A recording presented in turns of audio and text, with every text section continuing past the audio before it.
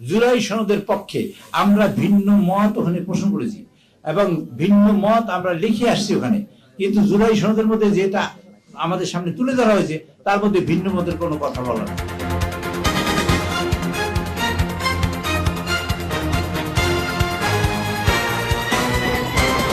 তারা সেই জুলাই সনদ বাস্তবায়ন চায় না।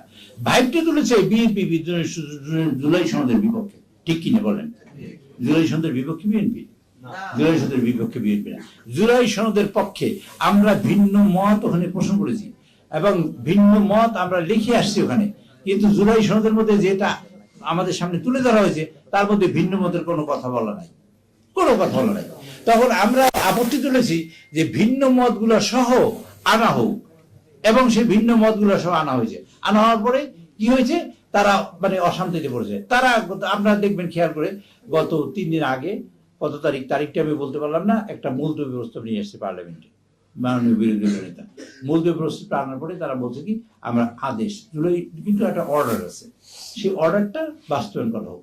জুলাইয়ের অর্ডার যেটা দিছে সংবিধানের 93 নম্বর অনুচ্ছেদ, যে আপনারা বলেন, আমি একটু বলে রাখবো আপনাদের রেকর্ডের জন্য, আপনারা জানেন সংবিধানে কোনো অর্ডার, এটা কোনো মানে ইয়ে না, এটা যে অর্ডারটার জন্য তারা মন্তব্য প্রস্তাব আছে সেটা কোনো অধ্যাদেশ না, সেটা কোনো আইন না, সেটা সংবিধান সম্মত না এবং কোনো কিছুই না। তার একটা, এবং এটা কোনো কিছু হবে না বলে আমরা এটা বিরোধিতা করেছি। আমরা এই জন্য আরেকটা মন্তব্য প্রস্তাব নিয়ে এসেছি যে কোন প্রক্রিয়া আমরা জুলাই সনদ বাস্তবায়ন করব, এই জন্য মন্তব্য প্রস্তাব আছি। আগামী রোববার এটা আলোচনা হবে ইনশাল্লাহ। আপনি আপনাদের সকলের সহযোগিতায় আমরা জুলাই সনদ, আমাদের নেতা বলেছেন, জনাব তারেক রহমান সাহেব বলেছেন, তিনি বলেছেন আমি যে আবু সাইদের কবর জিয়ারত করার বলছে, আমরা জুলাই সনদের পক্ষে, আমরা সেই সব সকল স্বাধীনতা যুদ্ধের শহীদদের পক্ষে এবং জুলাই যোদ্ধাদের পক্ষে, 90-এর আন্দোলনে যারা শহীদ হয়েছেন এবং সকলের পক্ষে আমরা সকলকে শ্রদ্ধা জানাই। সেই শ্রদ্ধা জানাতে গিয়ে এবং সেই কাজ করতে গিয়ে তাদের অসমাপ্ত কাজ সমাপ্ত করার জন্য আমরা জুলাই সনদকে অক্ষরে অক্ষরে, প্রতিটি অক্ষর আমরা বাস্তবায়ন করব যেভাবে হয়েছে সেইভাবে, এবং এটা আমরা করব।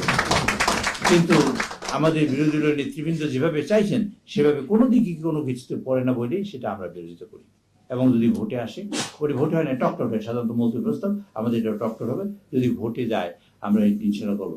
আমাদের মানুষ ওখানে লেখাই আছে, পরিষ্কার করে লেখা আছে, যে দল এই জুলাই সনদের মানে সব মিলিয়ে কথা হলো সবকিছু সরকারে বসবে, তাদের মানে তারাই এইটা বাস্তবায়ন করবে, যারা বসবে তারা বাস্তবায়ন করবে তাদের মতন করে, এটা লেখা আছে ওখানে, এইটাই হলো লেখা।